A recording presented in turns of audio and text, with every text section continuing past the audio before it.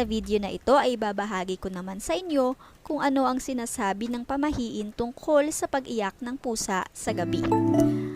Pamahiin tungkol sa pag-iyak ng pusa sa gabi.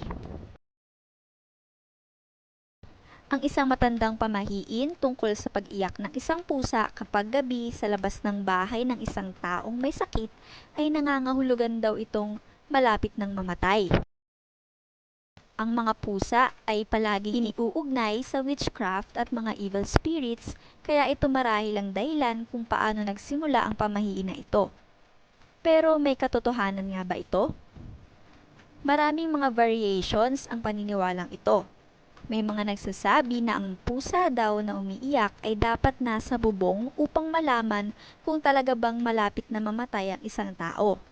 Mayroon pang nagsasabi na dapat daw nakahiga o nakaratay ang isang taong may sakit sa kanyang kama habang umiiyak ang isang pusa sa gabi upang malaman kung talaga bang malapit na itong mamatay.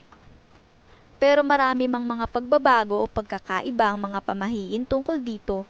Ang tiyak na katotohanan tungkol sa pag-iyak ng isang pusa, lalo na kapag gabi, ay dahil siya ay malungkot, nalilito o sadyang bored lamang. Narito pa ang ilang mga maaari mong panoorin upang makadagdag sa iyong kaalaman tungkol sa kanilang pag-iyak sa gabi. Marahil nagsimula ang pamahiin na ito dahil sa isang coincidence o nagkataon lang na may namatay na isang taong may sakit habang saktong umiiyak ang isang pusa. Simula noon, marahil nagsimula na din nilang isipin na isa itong masamang pamahiin o malas.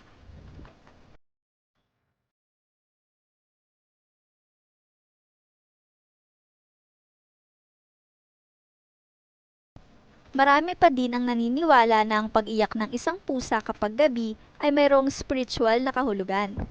Pinaniniwalaan nila na mayroon itong specific na dahilan kung bakit umiiyak ang isang pusa sa gabi. Kung mayroon mang spiritual meaning ang nakakabit sa pag-iyak ng pusa tuwing gabi, ibig sabihin lang din ito na ang pusa ay nagtataglay ng inner knowledge o sixth sense. Kung babalikan natin, ang pagkakakabit ng mga pusa sa spirituality ay nagsimula pa sa mga sinaunang Egyptians o ancient Egyptians, gaya nila Bastet at Mafdet. Sa kasalukuyan, maraming tao ang nakakasense ng spiritual presence sa kanilang pusa, dahil siguro sa pagiging tahimik at observant ng mga ito. O kaya naman dahil mayroon silang nakikita na hindi nakikita ng ating mga mata. Ayun lamang muna sa ngayon mga Kamani Matters. Maraming salamat sa patuloy ninyong pagsuporta sa ating channel.